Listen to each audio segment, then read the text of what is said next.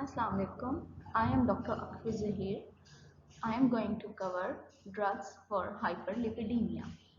Hyperlipidemia is referred to as elevated level of lipids in the body, which is a major cause of atherosclerosis leading to stroke and heart failure.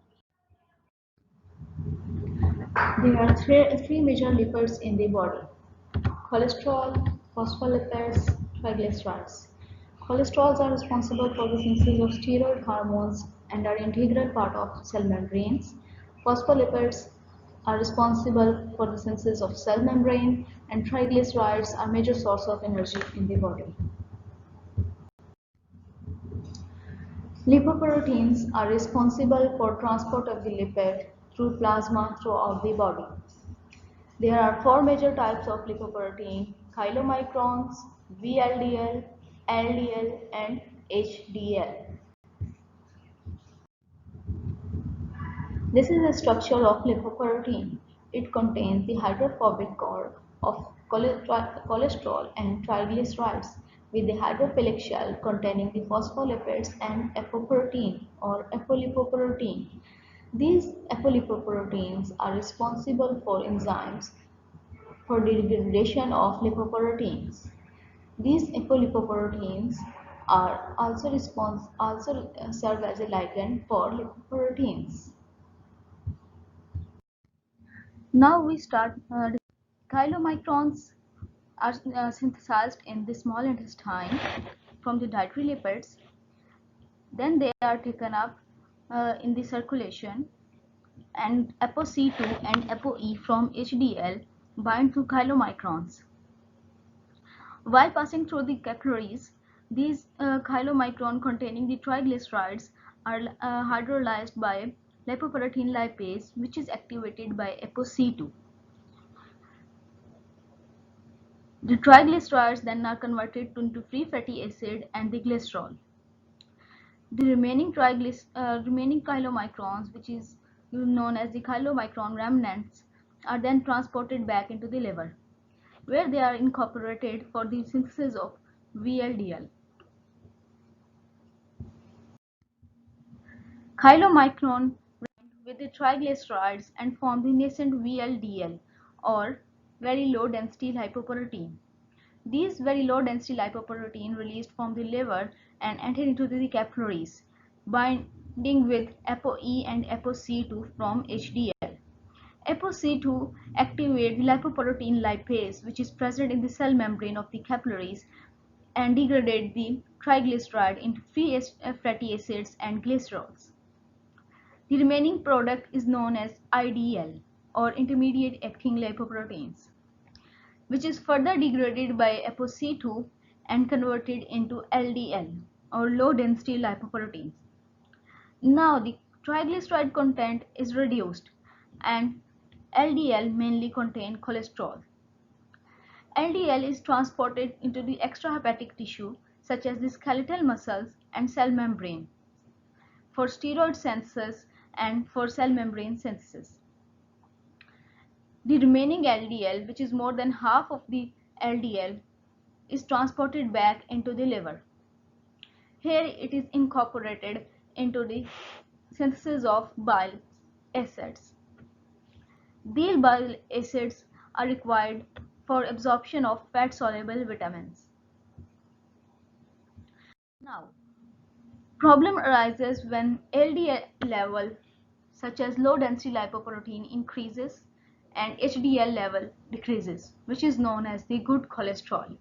Why HDL is called as the good cholesterol? Because HDL pick up free cholesterol from circulation and convert into cholesterol ester and then get it back into the liver, which is also known as reverse transport of the cholesterol. HDL is responsible for reverse transport of the cholesterol, and it is also responsible for degradation of VLDL into the LDL and removal of LDL from circulation. This is the summary of the events we have already discussed. Acetyl-CoA is converted into the mevalonic acid with the help of the HMG-CoA reductase in the liver. This mevalonic acid then is converted into the cholesterol, and cholesterol incorporated into the Golgi vesicle for the synthesis of the VLDL. This VLDL secreted from the liver is converted into the VLDL remnants with the help of lipoprotein lipase, which is activated by the ApoC2 from HDL. VLDL remnants are then converted into the LDL. This LDL mainly contains the cholesterol. It enters into the peripheral tissue and releases free cholesterol. This cholesterol is converted into the cholesterol esters and taken up by HDL back to the liver. The remaining LDL bind to the LDL receptors on the liver and endocytosed and incorporate cholesterol for the synthesis of the VLDL and the synthesis of the bile acids. Now, starting with antihyperlipidemic drugs. There are 5 major types of antihyperlipidemic drugs, including the HMG-CoA reductase inhibitors, also known as statins, fibrates, nicotinic acid, niacin or vitamin B3, bile acid sequestrants, cholesterol absorption inhibitors. Starting with HMG-CoA reductase, also known as statins, atorvastatin, simvastatin, flovastatin, lovastatin, and rosuvastatin.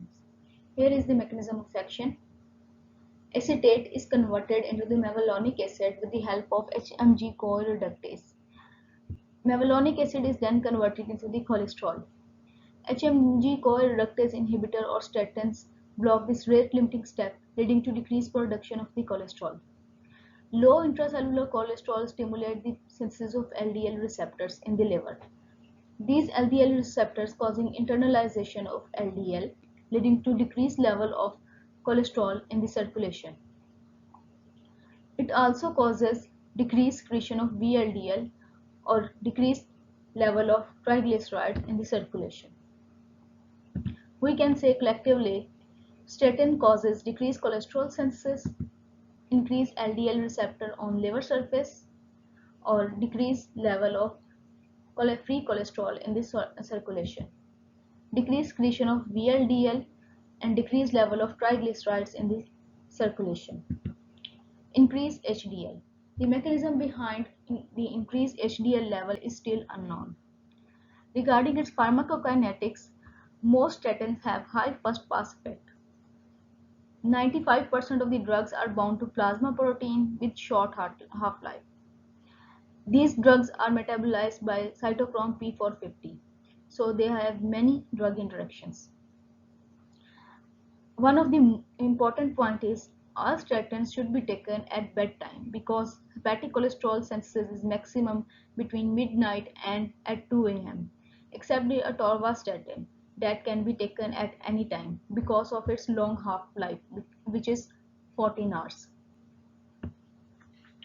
All these statins are prodrugs, including the lovastatins and simvastatins, whereas the atorvastatin, flovastatin, and parvastatin are active when given. HMG-CoA reductase inhibitors have been shown to exhibit several vascular protective effects, including antithrombotic properties that are not related to changes in lipid profile. These include increased expression of thrombomodulin causing enhanced activity of protein C, anticoagulant pathway, and decreased tissue factor expression, which lead to reduced thrombin generation, increased stability of atherosclerotic plaque, and decreased production of embolus, decreased inflammation. Regarding the adverse effects of statins, these drugs are metabolized in the liver, so mild elevation of serum aminotransferases are common but are not often associated with hepatic damage. Patients with pre-existing liver disease may have more severe reaction, so aminotransferases level should be monitored in susceptible individuals. Regarding myopathy, there is no exact mechanism behind this, but it is postulated that decrease in mevalonic acid, which is an important component of muscle protein, can be a cause of myopathy in most individuals. Rhabdomyolysis may occur in some patients with increased level of creatine kinase. Lupus-like syndrome may occur in some individuals taking these statins for the first time. Most of the drug interactions of statins are due to its metabolism by cytochrome P450. It is an inhibitor which increases the level of warfarin. Contraindication of statins includes pregnancy, in nursing, and in children, but with recommendations. Next we have fibric acid derivatives. These drugs include gamfibrozil and fenofibrate. These drugs are ligand for peroxisome proliferative activated receptor alpha or PPAR alpha, a receptor that regulates the transcription of genes involved in the lipid metabolism, or it modulates fat metabolism in the liver and the adipose tissue. In adipose tissue, increase lipoprotein level, that is a component of capillaries, and causes the breakdown of triglycerides in the circulation. It also increases the level of ApoA1 and ApoA2, which are the major component of HDL. ApoA2 is required for the breakdown of triglyceride with the help of lipoprotein lipase. Decrease the level of ApoC3, which impedes the clearance of VLDL in the liver. Gamfibrozil stimulate fatty acid oxidation, lead to decreased triglyceride and decreased VLDL. It mildly decreases LDL level, but in a condition like familial combined hyperlipoproteinemia, the level of LDL are increased. Regarding its pharmacokinetics, these are rapidly and well absorbed with meals. 99% are protein bound, mainly the albumin. Its half-life for gamfibrozil is 1 hour and fenofibrate is 20 hours. These are widely distributed in all the body tissues, excreted as glucuronide conjugate, 90% in the urine. These drugs are mainly used to reduce triglyceride levels, but their effects on the cholesterol levels are of lesser extent. Regarding the adverse effects of fibrates, the most common adverse effects are mild gastrointestinal symptoms, including nausea and bloating. The next is the myopathy with tenderness, weakness, and unusual muscle pain in patient taking the fibrates. It will also increase the risk of statin-induced myopathy when used together. Fibrates compete with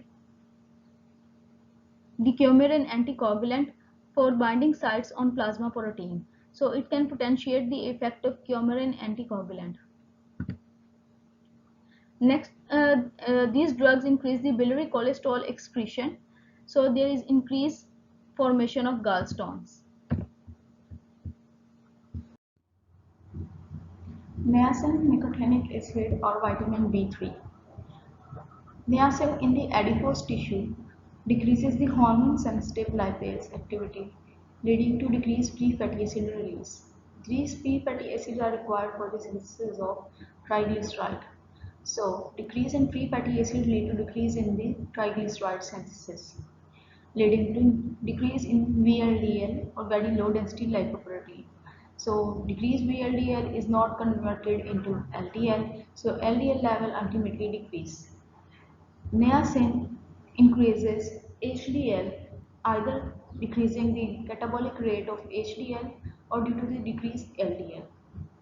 So increased amount of HDL which sequence more free cholesterol back into the liver. So decreased hormone sensitive lipase activity in the adipose tissue, decreased free fatty acids, decreased triglyceride synthesis, and significantly increased HDL. So if it is asked which antihyperlipidemic drugs increases HDL levels significantly, the answer will be the nicotinic acid. The other effects include increasing circulating fibrinogen and tissue plasminogen activator. So it decreases thrombosis and endothelial dysfunction. Regarding its pharmacokinetics, these are taken orally and reach peak plasma concentration in 1 hour. These are transported as nicotinic acid and nicotinamide. These are bound to the proteins and these are also synthesized in the liver from the essential amino acid tryptophan, but its amount is very low. It is excreted into the urine. Most common adverse effect of niacin is niacin flush. It is due to the release of prostaglandin causing cutaneous vasodilation, and it is treated with aspirin before taking the drug. Other is the hyperuricemia or gout. Niacin compete with uric acid for secretion from the kidneys. So decreased secretion of uric acid from the kidneys lead to hyperuricemia. Liver toxicity because niacin is metabolized in the liver. Macular edema with complaint of blurred vision often observed in some people.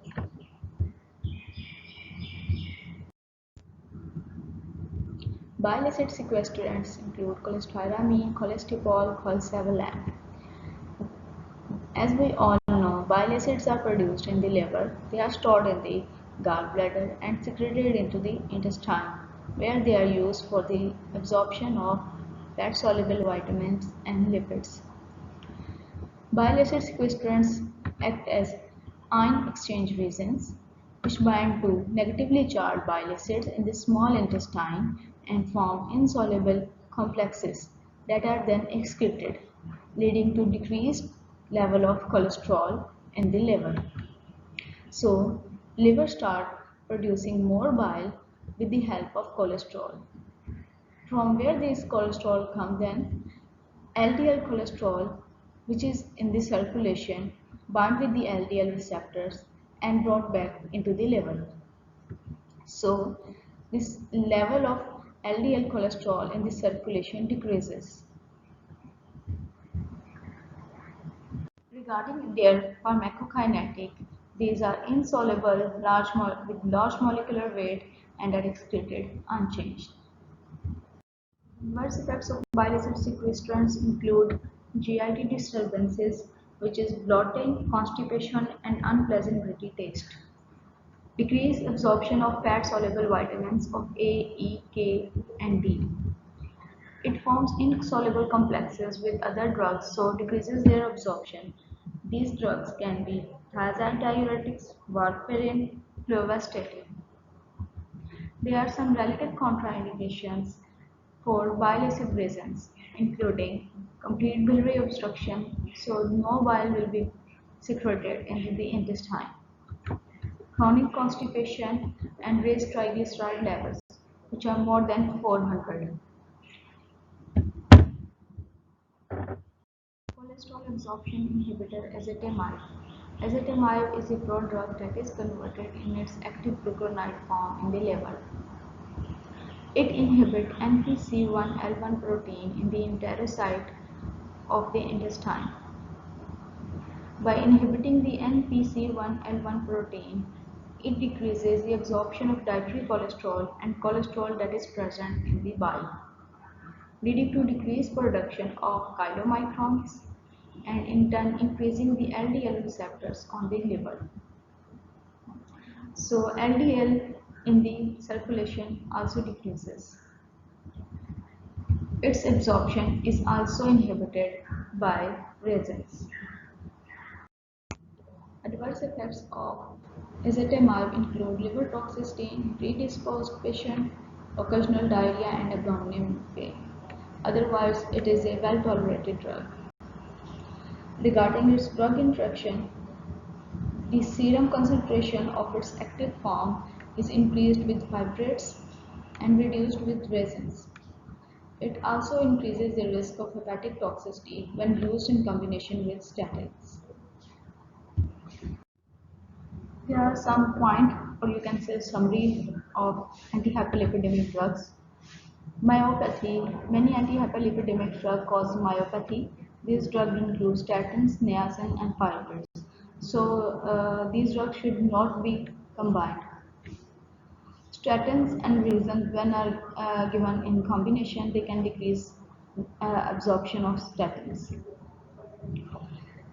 For increasing the HDL cholesterol, the most important drug that can raise its level is niacin. LDL cholesterol can be raised effectively with statins and with resins. VLDL cholesterol can be decreased effectively with statins, then to some extent with niacin and fibrates.